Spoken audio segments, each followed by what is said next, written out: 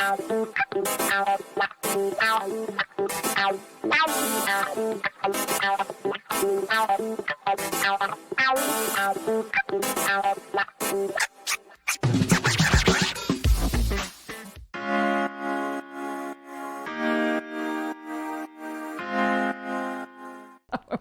if you recall, first of all, we were on KFI together. That's right. I believe. Yep. KFI Radio. She has a fantastically successful radio show, the Dr. Wendy Walsh Show on KFI. iHeart Media has her wildly popular podcast, Mating Matters. Fantastic. Author of 3 books, one of Time Magazine's Persons of the Year in 2017 after speaking out about harassment at Fox News. She currently teaches in the psychology department at California State University, and just in time for Bill O'Reilly's tour. Dr. Wendy Walsh.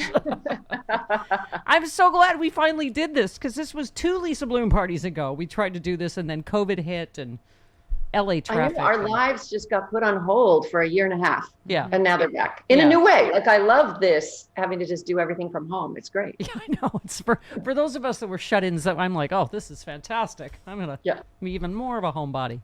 Coincidentally, I am quarantined right now, literally. I don't know if you can see the bedroom door right there. Behind that door don't tease us, Wendy Walsh. Don't.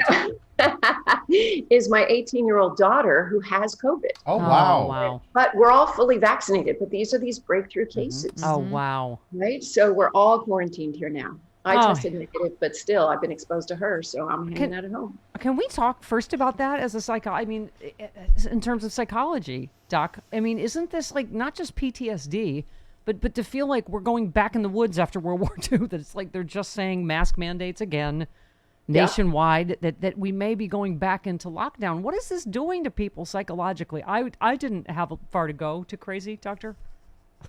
Well, the good news is this.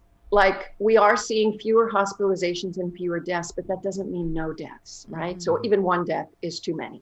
Yeah. And that's why, as a community, and I'm originally Canadian, so I'm a little bit of a collectivist culture person, like what's good for the masses is good for the individual. So therefore, we should all wear our masks for a while. But the anxiety is less. Remember, Stephanie, at the beginning, if you were out walking, you were 20 feet from the next person and putting your mask on. And now we're like, okay, it's outside, we should be okay. And we were afraid to even step inside a restaurant.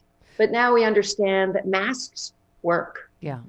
Okay, but Doctor, what do you do if anger is eating you from the inside out about people that are not vaccinated and are putting your loved ones, like my mother and my best friends, at risk, right?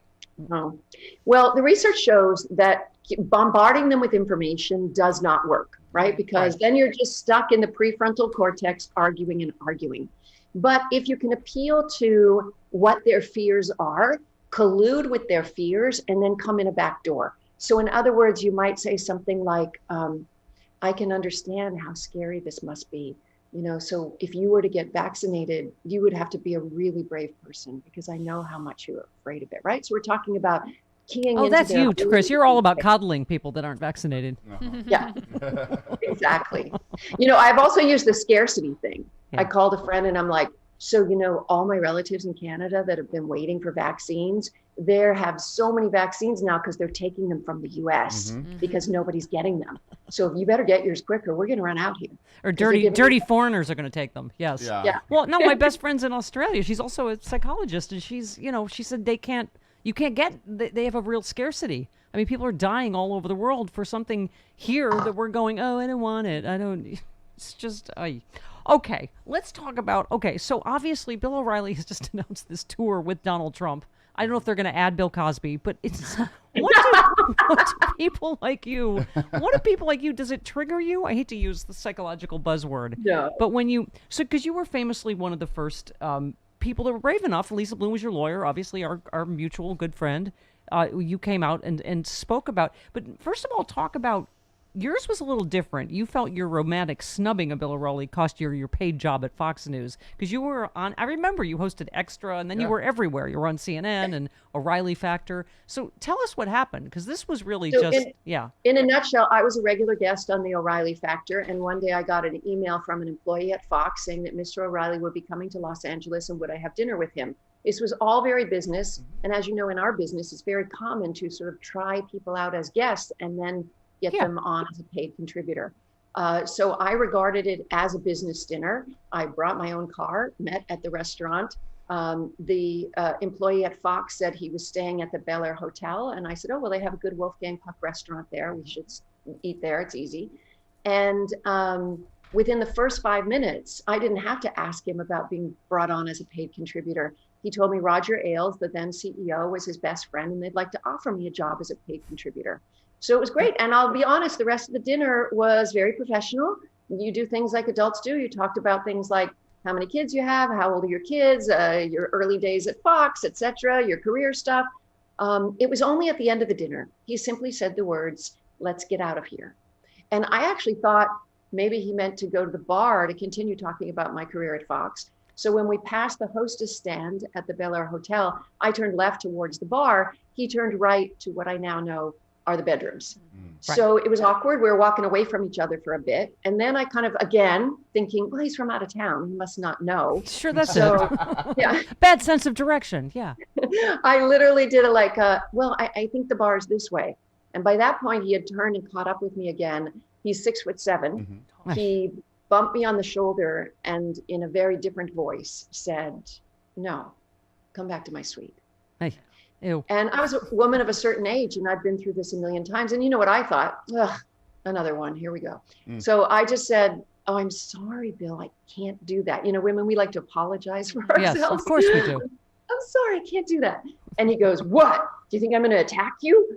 And I said, I thought quickly about our conversation at dinner. And I said, you know, Bill, we're both raising teenage daughters.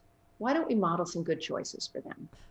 Ooh. Well, at that moment, he didn't want to be thinking about his teenage daughter. Right. But he grumpily went to the bar with me. I ordered a glass of water. He complained about the price of soda water and expensive hotels. I offered to pay. He looked at my purse, said it was an ugly bag. Basically, I called Uber and left. And the next time it was my time to do the show, I was basically iced out.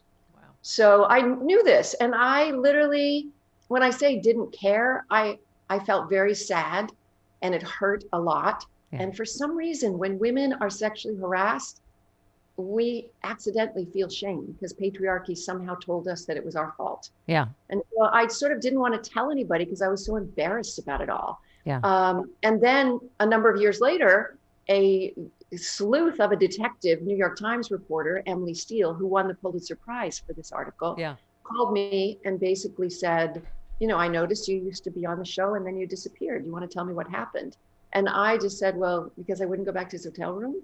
Yeah. Then came the 4 months of her trying to convince me to go on record as the face of the story because Fox has systematically silenced a good dozen women before I came along. I never had a complaint. He just his lawyers just silenced Andrea Macris. They got her bumped off The View. I mean, hopefully she'll be able to go back on, but she's decided to say the heck with the NDA, and but he was able to get lawyers to make The View not have her on.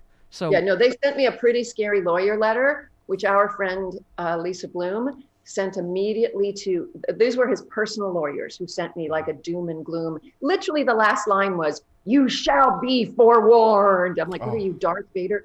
So he takes that letter and sends it to Fox attorneys and says, oh, this is how your employee continues to threaten and harass his victims. Yeah. You better tell him to knock it off or we'll use this in court. Yeah. Wow. Can I just say you're so smart? I just wonder if that's ever worked on any sexual harasser. Let's model some good choices for our daughters. I'm just guessing that didn't slow him down at all. Okay. But yeah, I was in the 2000s. You raised 2 daughters, and then you got a midlife PhD in clinical psychology and returned. Right. And that's when you came back. It was interesting. This 60 Minutes piece just aired. And you were saying to us off air here, the reason why you didn't go back to his room when you were what age you were then is because tell the story. This guy that they just profiled on 60 Minutes. I learned from the worst. You know, I was a little Canadian teenager in Toronto and was spotted by a modeling scout. And with stars in her eyes, my mother dropped me off at a modeling agency in Paris with a lecherous head of modeling agent who went on to become head of Elite Worldwide for years.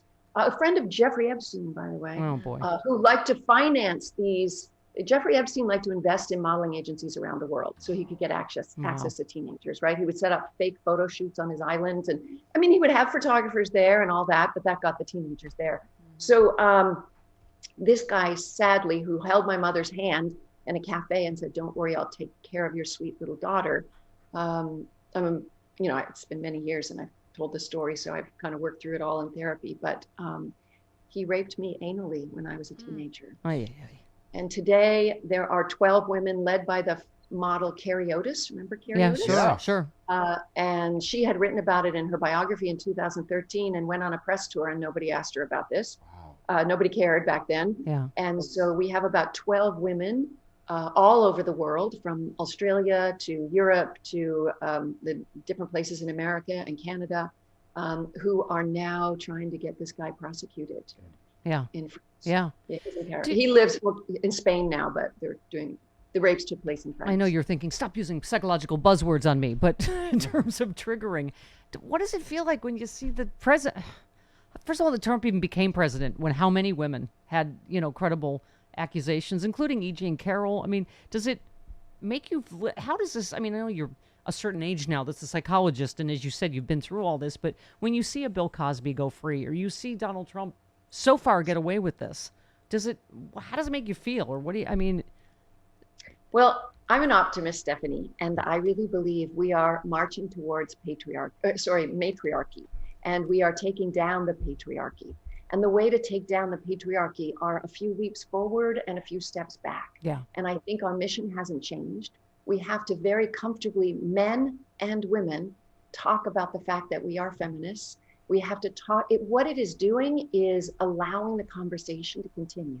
Every time something happens, we're able to bring it up again. Like, even I do a lot of public speaking pre-COVID, and a lot of women don't even understand the difference between quid pro quo sexual harassment, toxic environment sexual harassment, and sexual assault. These are three distinct legal differences, right? Yeah.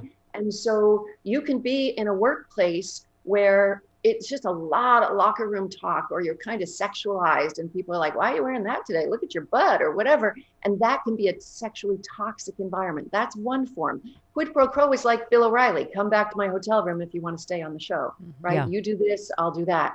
But then sexual assault is something different. So when I was doing a lot of media around the Fox News thing, male journalists would say, he didn't actually touch you, right? He didn't do anything inappropriate. And I said, it's really inappropriate to ruin a woman's career. Yeah. Yeah. And by the way, I want to say that I wasn't ready to go on record for the New York Times, but it was some male editors at the New York Times who presented me with some mathematics that I hadn't been aware of.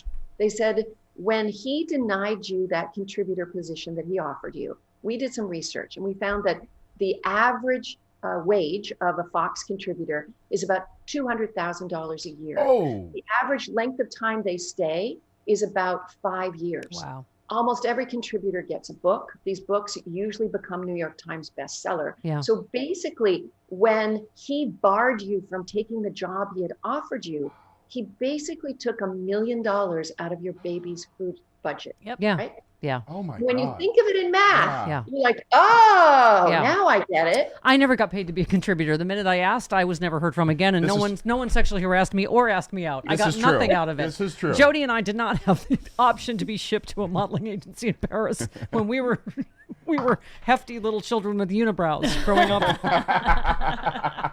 I can't imagine But that. Dr. Wendy Walsh, fantastic radio show on KFI. The podcast is Mating Matters.